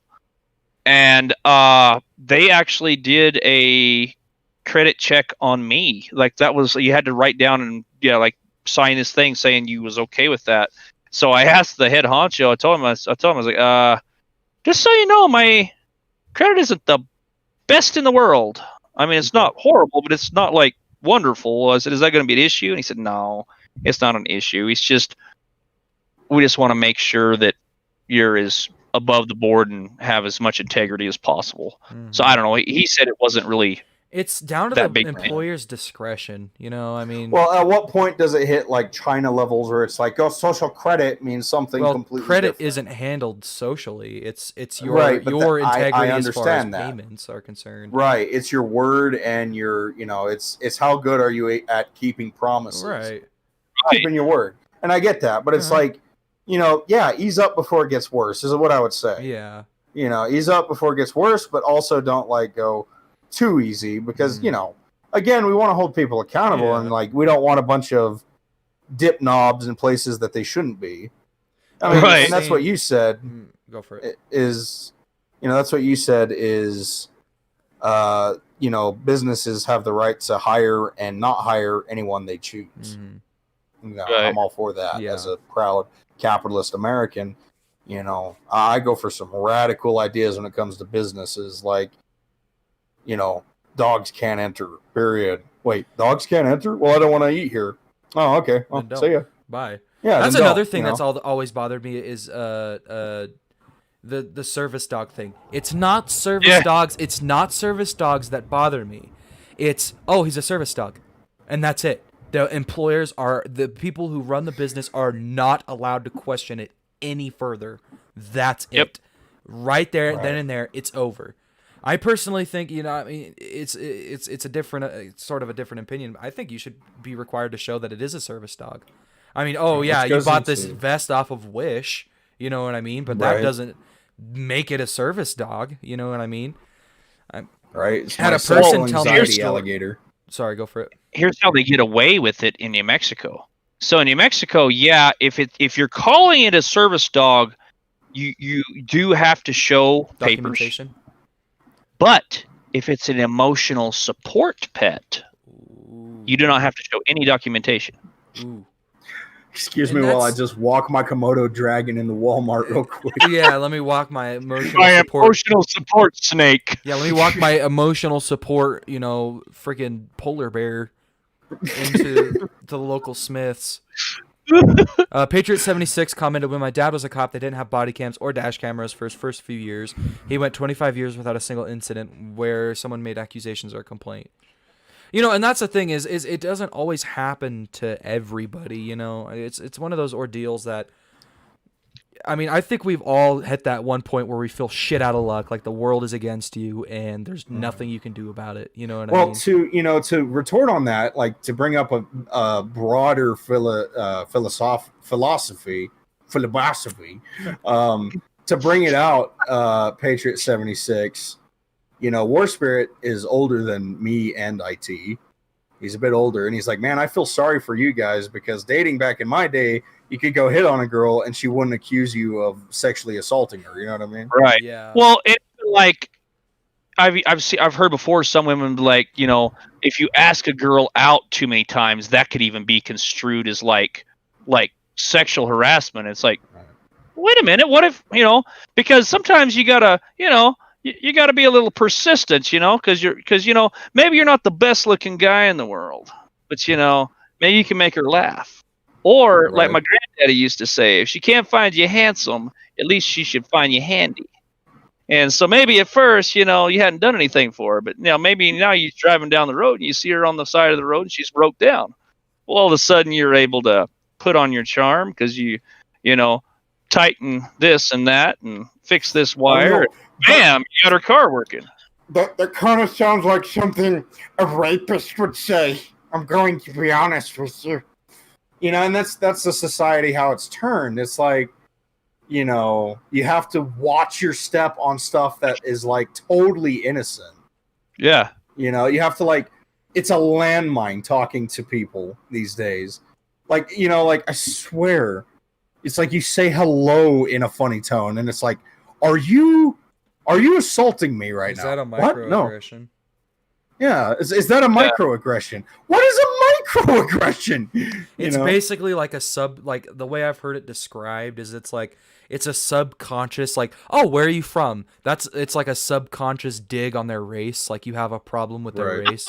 That's what a microaggression. Really? Yeah, that's what a microaggression is. I mean, I worked at Walmart for a while. I worked at Walmart, and they had these classes like, what is a microaggression? Because you have to learn it.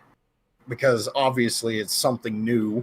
Yeah. It's just like, and it did kind of crack me up. Like they literally had a scene where it was like a guy talking to a cashier woman like, hey, I like your hair today. And he walks off and then it comes up, was that a microaggression? And if you press like, no, it was like, listen here, you Nazi shitbag. Yeah.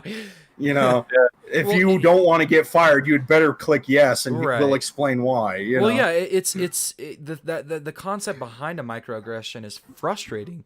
You can't even ask somebody how's it going. You know what I mean? It gets to the point where people can get scared of talking to each other. Yeah, I'm really old because I have not heard of this. I'm glad you didn't. It's a modern thing, and it's very frustrating to me because like I said, you can't ask somebody, hey, like, what country are you from? Your accent sounds new, interesting. I want to learn more, and they can immediately label it as a microaggression. And it's not punishable by law per se, but maybe the organization, say you're at a college or something, and you ask somebody with a British or Afrikaans accent, hey, whereabouts are you from? Well, that's a microaggression because my skin is dark and I'm from say the Congo or something. They could label that as a microaggression. So, wow, much less like telling like maybe a British girl, wow, you got a really cute sounding accent. I mean, well, or rather, Mulamukaki, how do you know? How do you know I am not American like you? This like Nigerian nightmare, and he's just like straight up. How do you know I am not American like you? Why are you asking me questions? Are you racist? And it's just it is kind of funny. It's like no, I swear. It's like it's like no, what? No, I just thought you were interesting. I wanted to know more about you. I'm sorry, which is bred into like I want to know, and I've kind of got a few conspiracies going like in my own head. Like, why is there such an antisocial agenda going on, especially like before? Not to mention COVID, but everything going on even before then in society has kind of like gone about drawing people away from each other.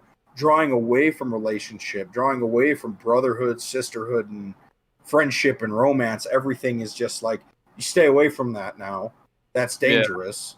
Right. Like, that you wouldn't want to, cause trouble with that. So stay inside, stay scared of other people. And then COVID comes along and is like, now it's law. You have to stay away from other people. And don't you dare go out and try to get personal with someone because that's going to get people killed. And I don't know why that is. Like, I was sitting back, I'm like, is it just to avoid groups of people getting together and in a common sense unity? Well, like, is it just some deep state stuff, or am I just lonely? If it is any kind of deep state stuff, I might hearken it to some stuff out of the book 1984. I don't know have you guys read 1984? Have I read 1984? This guy asks. I read 1984 was when you was in diapers and I was in my daddy's nutsack. So, Oh, you got it, old man. But anyways, so okay, good. And what about you, No, IT? I haven't read it personally. Okay, so there's a part in George Orwell's book where he's explaining how dystopian things have gotten, and it kind of ties into that. Like, I'm sorry, what was the exact thing that you just said, John? Right before I'm that? in my daddy's nutsack. No. No, talking about like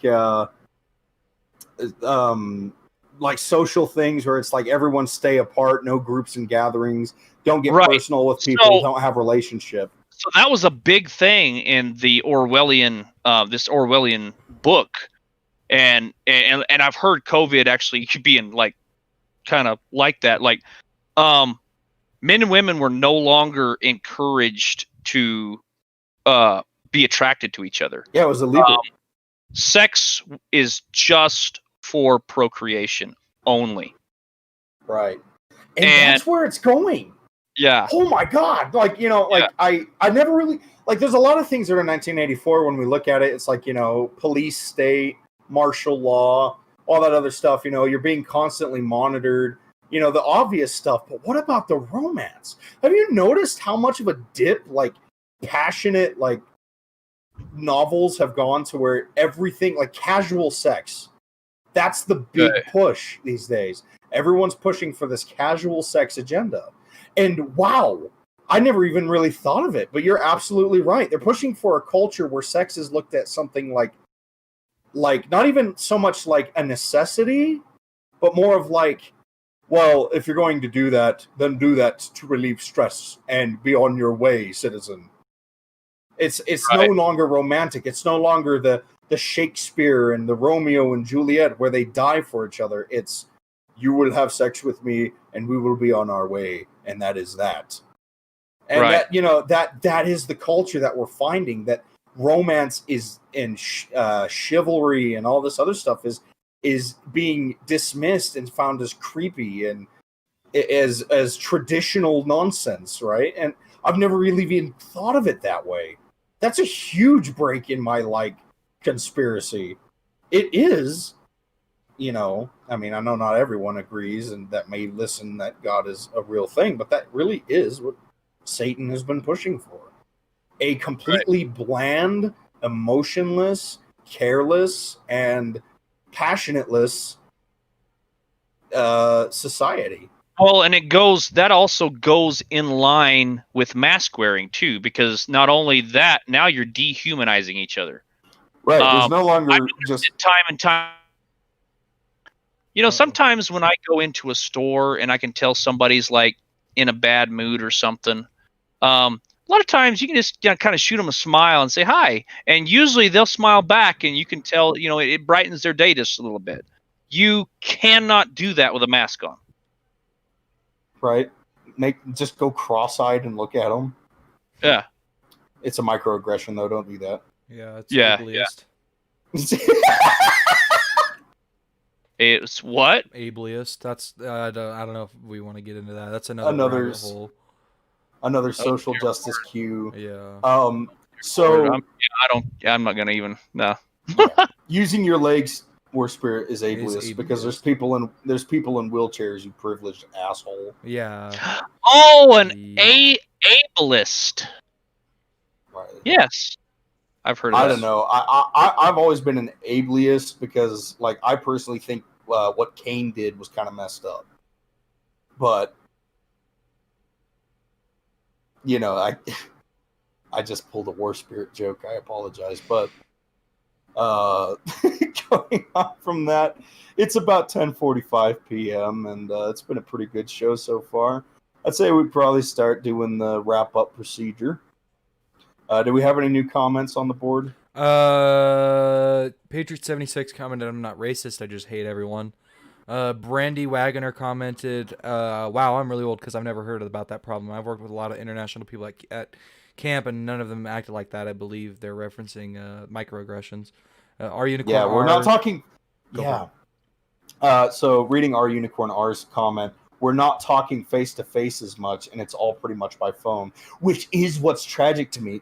We actually have covered this on past podcasts, even like months ago when we're first getting started, about the detriments of, if you look in the old ways of doing things, like from the golden age to like the late 60s, it was like commonplace. Even sometimes in, like, you can find it in the 70s and 80s.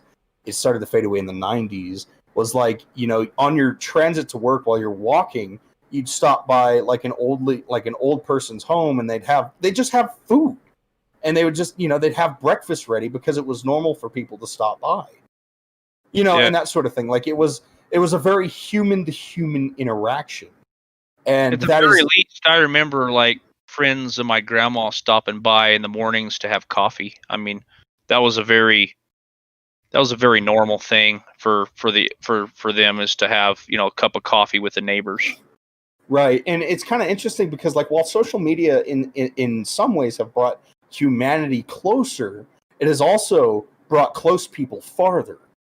Because, it's like, oh, well, I'm not going to bother going through the trip to visit them.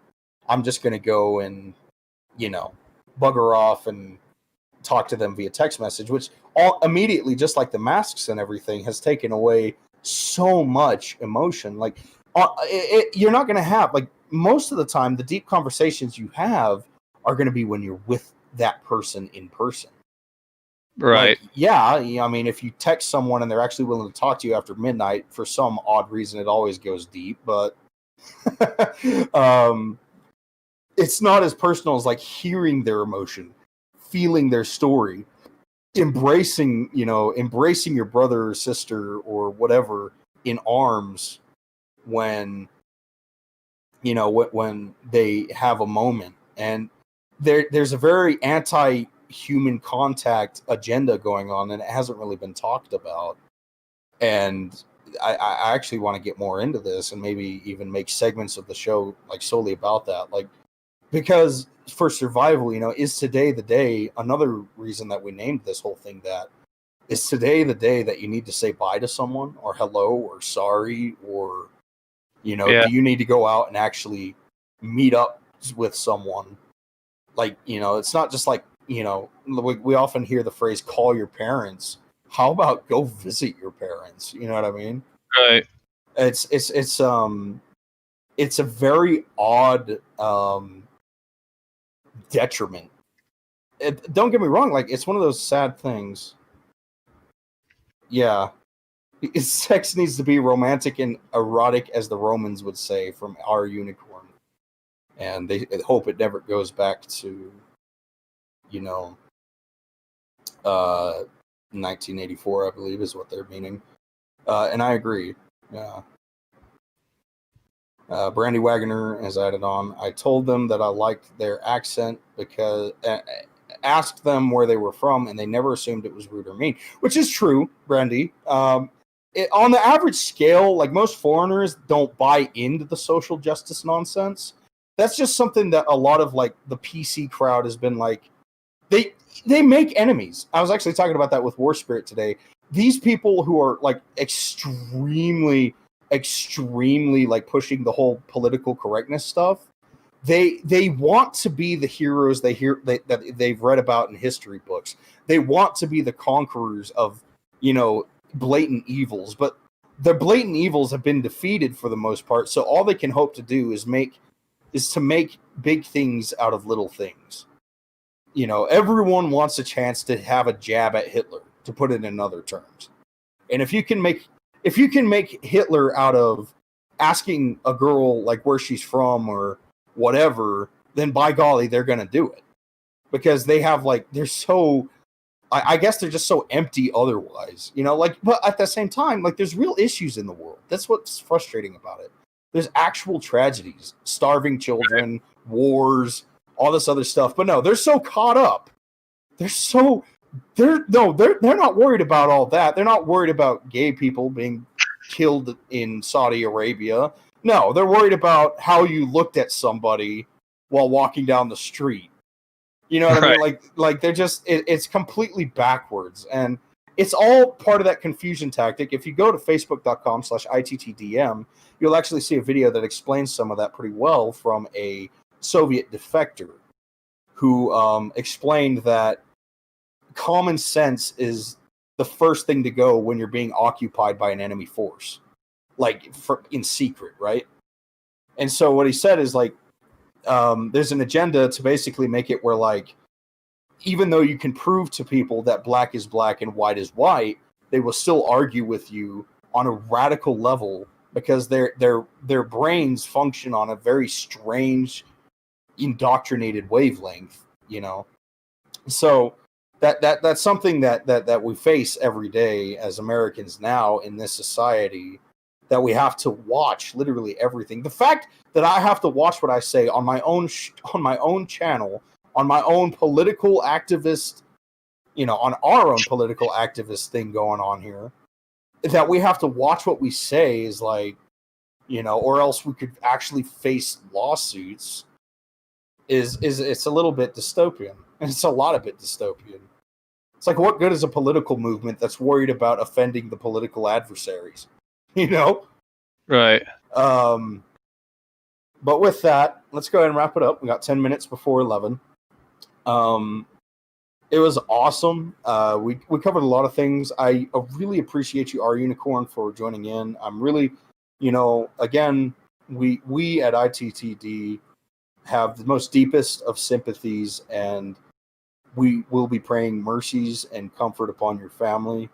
We appreciate you coming to listen, and it's awesome that you're willing to be open with us like that. We do care about our communities and our country, and of course, you and your family. It is amazing to have everyone who had commented. Thank you, Patriot76, for your continued loyalty to the show and for always providing on a personal level. Yeah.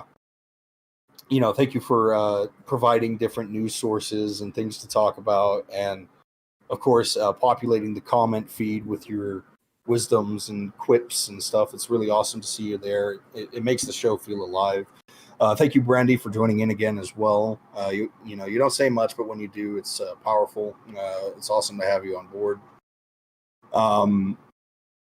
And of course, everybody, invite your friends, share us around. You can find our Facebook page again at facebook.com/ITTDM. That's India Tango Delta Mike. And just remember, try us for the cod and not for the cod, for the halibut. Right. That's a dad joke. Yeah.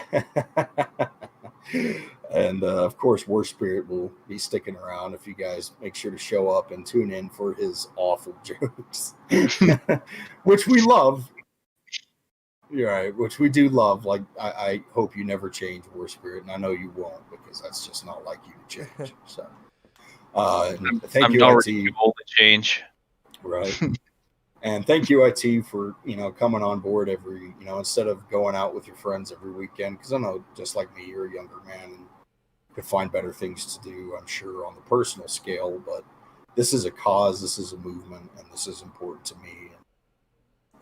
I personally believe that this is important to the rest of the country, that we continue to speak and just put out there these obvious crimes and infractions on freedom and human liberties as we go forward. This is our movement, and it's not just specifically a right-wing community and anything like that. It's a right way of thinking, and what I mean by right is like correct. You know, I'm not saying that I'm right in everything, that I'll always be correct. I'm just saying, morally speaking, I want to be, you know, successful or otherwise, I want to be right. You know what I mean? I want to share uncomfortable things, and even if it means a detriment to my way of life, I want the truth to get out there. I mean, me believing in karma or just good old biblical justice, that's really what's important in the end. So thank you, everyone who's joined in. God bless you for listening, and God bless you for otherwise as well. Thank you, Lord, for bringing us together this evening. And thank you for our listeners. Thank you for giving us the wisdom and the ability to do this every night for our freedom. God, I really can't express how appreciative I am of you and all your glorious ways and mysterious actions that are just so magnificent. I bring our unicorn and his family up to you again, Lord. I pray for peace, comfort, answers, an end to confusion, and just everything that is necessary to keep that family strong and to keep that family together, Lord. Thank you, everyone who's joined in, and we hope to see you again next Friday. God bless and have a happy weekend. This